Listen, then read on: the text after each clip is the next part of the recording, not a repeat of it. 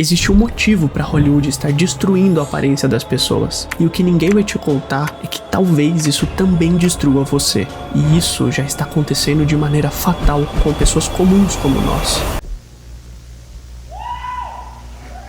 Talvez você se lembre que no ano de 2025 aconteceu uma polêmica bem controversa. Isso porque em 2024 o filme A Substância acabou estreando e causando grandes debates graças ao seu tema bem inesperado. Eu vou simplificar. Ela tem que ser jovem. Ela tem que ser gostosa. Precisamos dela agora. Sim, Hollywood detesta o envelhecimento. É só você comparar como eram os atores de filmes de 2 ou mais décadas atrás com os atores interpretando os mesmos papéis nos dias de hoje. Parecem todos mega modelos mirins. Você também tem percebido isso? Parece que é um padrão em que sempre que uma figura acaba perdendo um pouco da vida útil, é substituída por uma versão mais nova e comercial. E quando essa figura é influente demais para simplesmente ser descartada, sabe o que eles fazem? Preste atenção nessa imagem. Esse é o Brad Pitt no auge de sua beleza.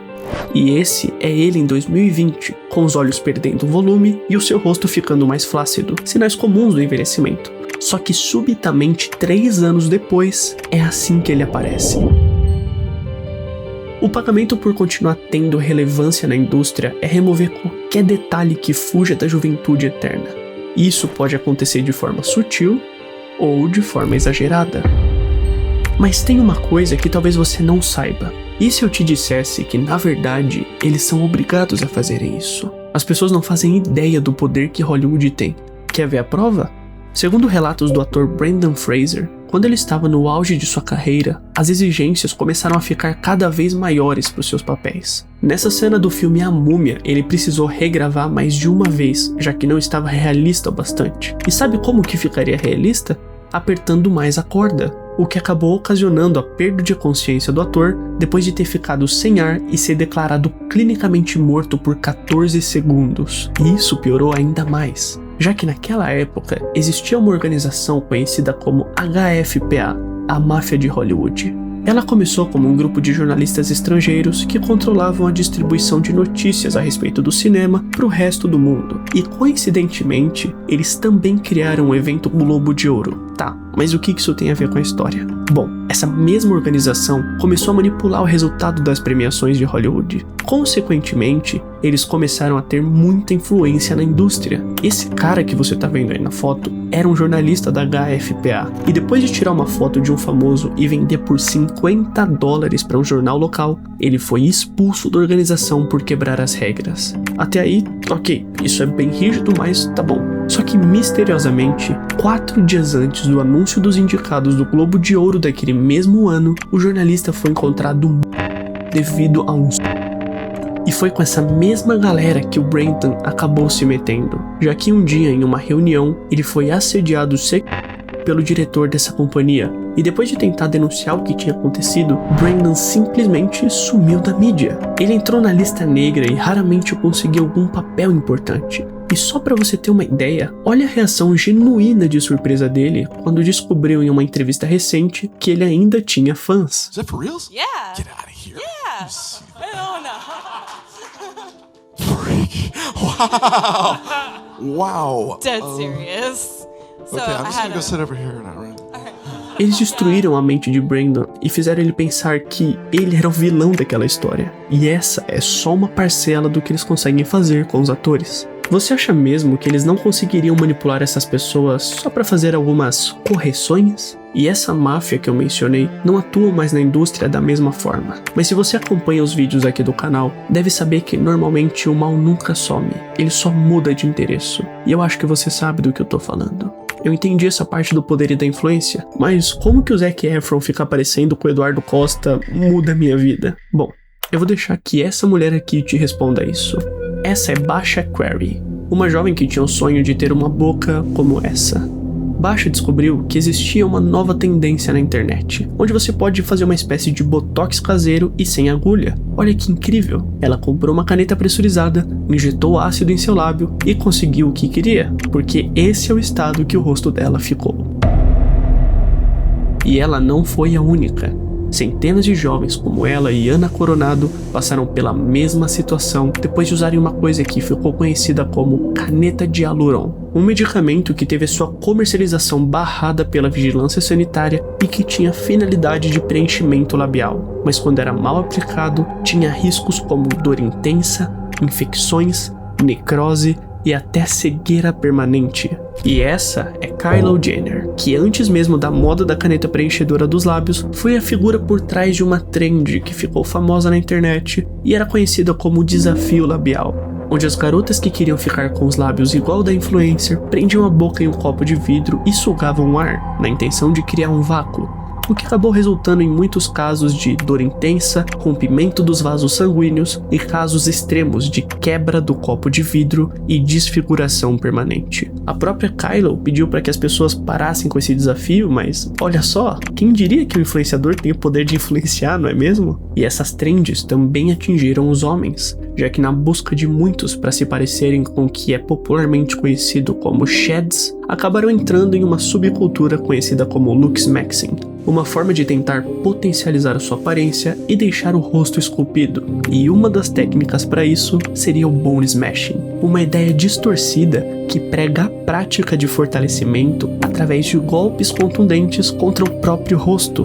para poder quebrar os ossos da face para que eles se tornem mais rígidos. E sabe qual é a relação disso tudo? A teoria da comparação social propõe que nós vamos tentar nos avaliar por meio da comparação com outras pessoas, sempre que a gente não tiver nenhum padrão claro para poder seguir. E olha que curioso, uma das formas de comparação mais comum que nós fazemos é com relação a pessoas que nós consideramos superiores. A normalização desses procedimentos já está acontecendo. Cada vez mais famosos aparecem totalmente desfigurados e isso já é algo comum. Consequentemente, isso se torna algo aceitável. E em alguns casos, caso as pessoas não percebam esse padrão, elas podem começar a se comparar cada vez mais e mais, gerando o que é conhecido como a dismorfia corporal. Um transtorno onde as pessoas tendem a focar em defeitos reais ou imaginários com relação à sua própria aparência, que podem levar elas a práticas bobas como uma rinoplastia ou algo do tipo, até o que eu acabei de citar. E confia em mim, ninguém vai comentar com você o nível que isso pode chegar. Quer saber qual é? O médico Bernard Hsu relatou em 2024 que jovens estavam tentando emagrecer através da ingestão de ovos de tênia, um parasita que pode viver no intestino humano. Só que tem uma condição: se as pessoas ingerirem os ovos, eles podem eclodir e viajar pela corrente sanguínea para lugares como fígado, pulmão e cérebro. O doutor contou o relato de uma paciente de 21 anos que comprou os ovos através de redes sociais. E depois de ingerir, ela realmente perdeu peso. Só que também adquiriu neurocisticercose, que é o estágio em que o parasita chegou até o cérebro. Ela conseguiu passar por tratamento e sobreviver, mas ainda tem sequelas graças ao dano cerebral que teve. E isso também foi retratado no filme A Meia Irmã Feia, que saiu 1 ano depois desse relato. Eles sabem o dano que isso tudo pode provocar, mas escondem as consequências de você. Até porque, se der errado, as pessoas são substituíveis para eles. Por que eles se importariam?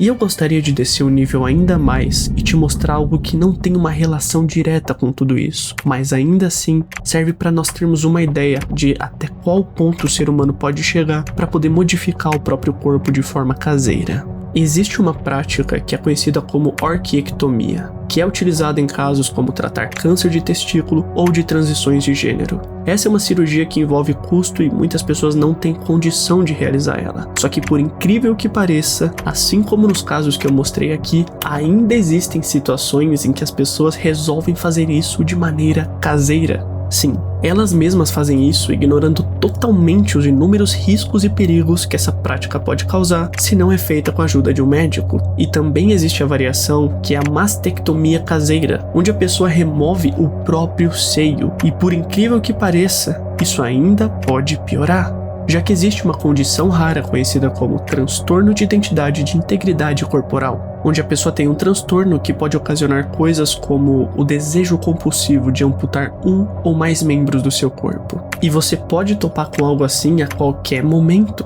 Eu vou te provar. Em 2024, um homem conhecido como Marius Gustafsson foi preso por algo diabólico.